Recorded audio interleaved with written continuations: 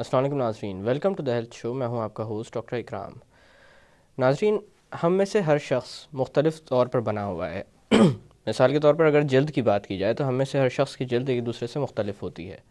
ہماری جلد کی جو بڑی ٹائپس ہیں وہ ہیں آئلی اسکن، ڈرائی اسکن اور ایک ایسی ٹائپ جو کہ ان دونوں کے درمیان پائی جاتی ہے، یعنی نارمل یا مکس ٹائپ. آج ہم بات کریں گے ایک ایسی بیماری کی جس کا بہت گہرا تعلق ہے ڈرائی اسکن کے ساتھ. اور عموماً سردی کے موسم میں جب کہ خشک ہوا زیادہ تر چل رہی ہوتی ہے، یہ بیماری زیادہ شدت کے ساتھ سامنے آتی ہے. جس بیماری کا میں تذکرہ کر رہا ہوں وہ ہے ایگزیما. آج کے اس موضوع پر بات کرنے کے لیے بطور مہمان ہمارے اسٹوڈیو میں موجود ہیں ڈاکٹر ماریہ عمران، جو کہ ایک کنسلٹنٹ ڈرماٹولوجسٹ ہیں، کاسمیٹولوجسٹ ہیں اور جن کا تعلق ضیاء الدین یونیورسٹی ہاسپٹل سے ہے. آئیے ان سے بات کرتے ہیں. السلام علیکم ڈاکٹر صاحبہ. جی وعلیکم کیسی ہیں السلام. آپ؟ شکر ہے اللہ کا. سب سے پہلے تو بہت بہت شکریہ کہ آج آپ نے اپنا قیمتی وقت دیا ہے اس اہم موضوع پر بات کرنے کے لیے. Thank you. آپ لوگوں کا بھی بہت شکریہ.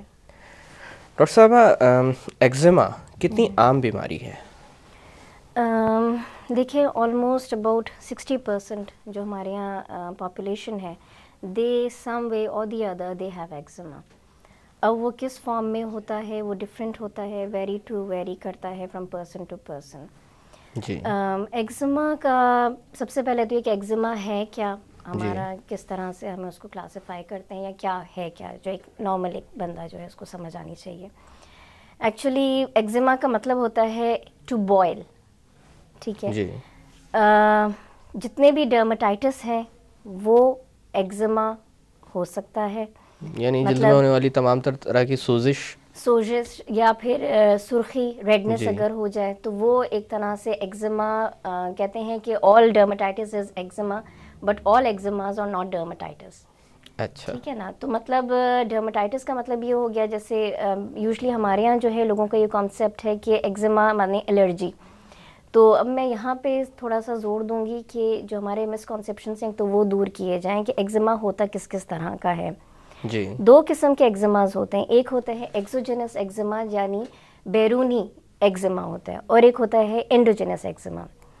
اب ایکزوجینس ایگزیما جو ہوتا ہے وہ کئی قسم کا ہے. ایون وہ جیسے کانٹیکٹ ڈرماٹائٹس جس میں آ جاتا ہے، جی. فوٹو ڈرماٹائٹس آ جاتا ہے، جیسے سن لائٹ میں باہر گیا تو وہ بھی ایک طرح کا ایکزوجینس ایگزیما ہوتا ہے. پھر اس کے علاوہ کچھ انفیکٹیو ایگزیما ہوتا ہے کہ جہاں پہ کہیں انفیکشن ہو گیا ہے جلد میں اور وہاں پہ آپ کے ایگزیما ڈیولپ ہو گیا ہے. اچھا. سملرلی اس کے علاوہ جیسے اگر دیکھا جائے تو الرجک ہوتا ہے. پھر الرجک کی دو مزید ہیں کہ الرجی پہلی دفعہ ہوئی ہے یا ریکرنٹ ان کو ایگزیما ہوتا ہے، وہ پھر دیکھ کے ہی پتہ چلتا ہے کیا ہے. ڈاکٹر صاحب، جیسے کہ آپ نے مینشن کیا تھا 60% لوگ جی ایگزیما سے متاثر ہو چکے ہوں گے ہماری پاپولیشن میں.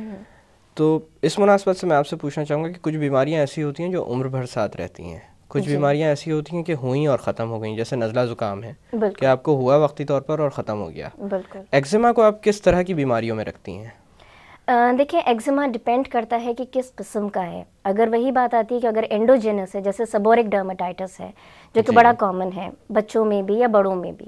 اس کے علاوہ جو ایکزوجینس ہے وہ تو یہ ہے کہ اگر آپ اس کا کانٹیکٹ ختم کر دیں گے تو وہ ایگزیما ختم ہو جائے گا.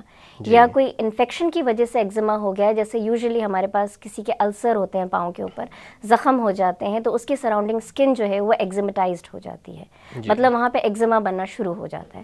اگر آپ نے السر کی ٹریٹمنٹ کر دی تو آٹومیٹکلی وہ ایگزیما بھی کلیئر ہو جائے گا. اسی طرح جیسے انڈوجینس ایگزیما ہے اس کے اندر یہ جیسے سبورک ڈرماٹائٹس ہے وہ ایک خاص عمر تک رہتا ہے، پھر وہ یوزلی سبسائڈ کر جاتا ہے بیکاز وہ انڈائریکٹلی ایسوسیٹیڈ ہے ہمارے جو گلینڈز ہیں، ایڈرینل ہارمونز جو ہیں یا ہمارے جو انڈوجینس گلینڈز ہوتے ہیں ان کے اوپر یہ بیسکلی ڈپینڈ کرتا ہے. اچھا ڈاکٹر صاحب، اس کو ایسوشیٹ کیا جاتا ہے ڈرائی اسکن کے ساتھ. وہ لوگ جو نارمل یا آئلی اسکن رکھتے ہیں ان میں بھی ایگزیما سامنے آ سکتا ہے؟ دیکھیں اٹ ڈپینڈز.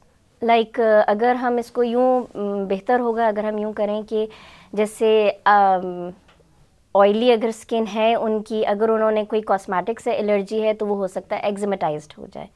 مطلب اس طرح سے ہم لے سکتے ہیں. مگر یوزلی دیکھا یہی گیا ہے کہ dry skin is more prone to eczema because اگر کہتے ہیں نا کہ اللہ تعالیٰ نے قدرتی طور پہ ہماری جلد جو ہے ایک بیریئر فنکشن اس میں رکھا ہوا ہے.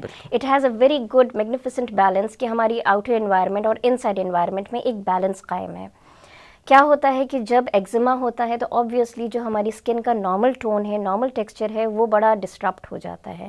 جتنے آپ نے اس میں ڈٹرجنٹس میں ہاتھ دیے یا آپ نے کوئی ایسی چیز جلد پہ اپلائی کی جس سے آپ کو الرجی ہونے کا خدشہ ہے، تو وہ بیریئر کو کراس کر کے آپ کی جلد کے اندر چلا جاتا ہے، اور اس طرح پھر کیا ہوتا ہے کہ ایگزما زیادہ سے زیادہ بڑھتا ہے.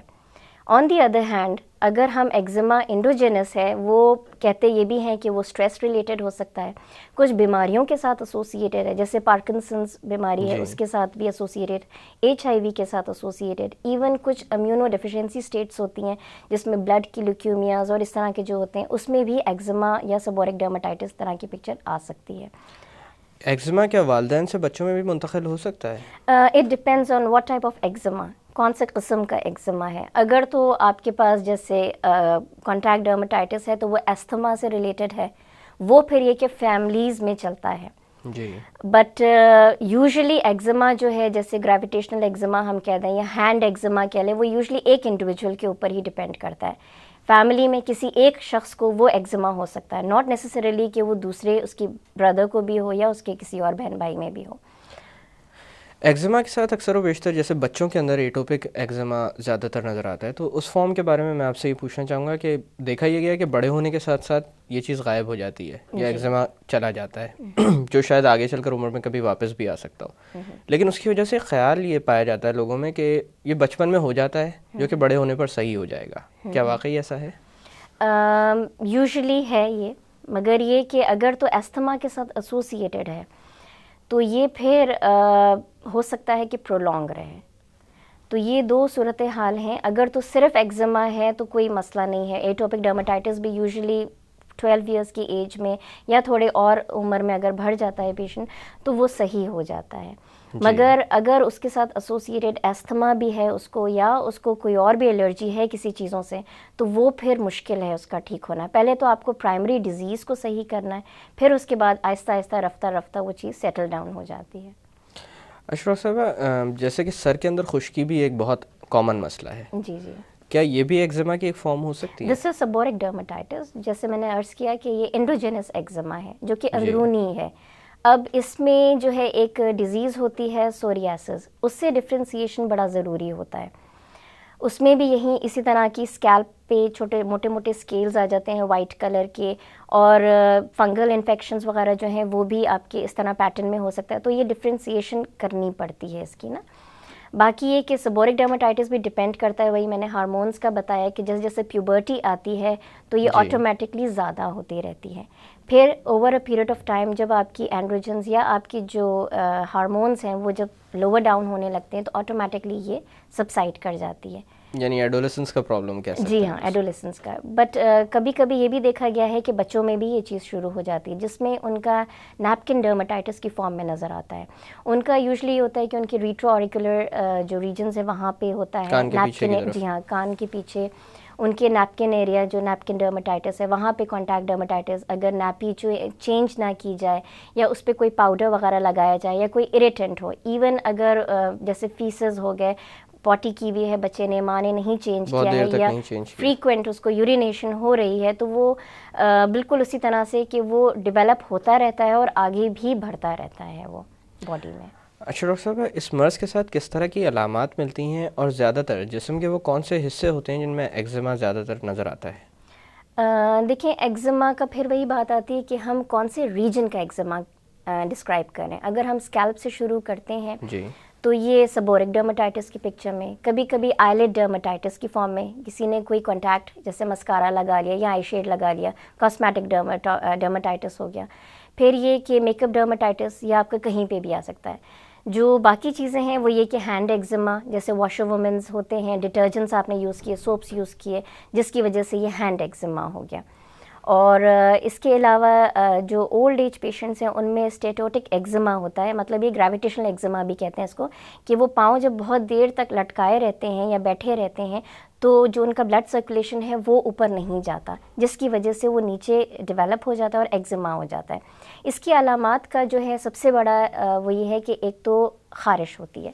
اسکن میں ہر چیز خارش سے ہی ہمیں پتہ چلتا ہے، ورنہ تو یوزلی لوگ اگنور کر رہے ہوتے ہیں. خارش ہوگی، پھر جسم پہ سرخی آ جائے گی، کبھی کبھی یہ ہوتا ہے کہ چھلکے کی طرح سے نمودار ہوتا ہے، اترنے لگتی ہے جی ہاں اسکن اترنے لگتی ہے، پیل آف ہونے لگتی ہے، کبھی صرف پاؤں کی ایڑیاں جو ہیں وہ پھٹنے لگتی ہیں، وہاں سے اسکن پیل آف ہوتی ہے. یہ یوزلی سیزنل بھی ہوتا ہے، تو یہ ڈپینڈ کرتا ہے. جی. اور کبھی جب ایکسٹریم فارم میں آ جاتا ہے تو چھوٹے چھوٹے کہتے ہیں نا بلسٹرز بن جاتے ہیں، چھوٹے چھوٹے ایک چھالے سے، ویزیکلز اسے کہتے ہیں، بالکل پانی کے چھوٹے چھوٹے دانے سے بن جاتے ہیں. وہ بھی ایک طرح کا ایگزما ہی ہوتا ہے. تو اگر اس کو ٹریٹ کرا لیا جائے بوقت، کسی ڈاکٹر کو اچھے سے دکھا دیا جائے تو it can be under control. Doctor صاحب یہاں پہ تھوڑی دیر کے لیے باتوں کا سلسلہ روکتے ہیں. ناظرین وقت ہوا ایک چھوٹی سی کمرشل بریک کا. بریک سے واپس آ کر ایگزیما کے متعلق مزید بات کی جائے گی. Keep watching the health show.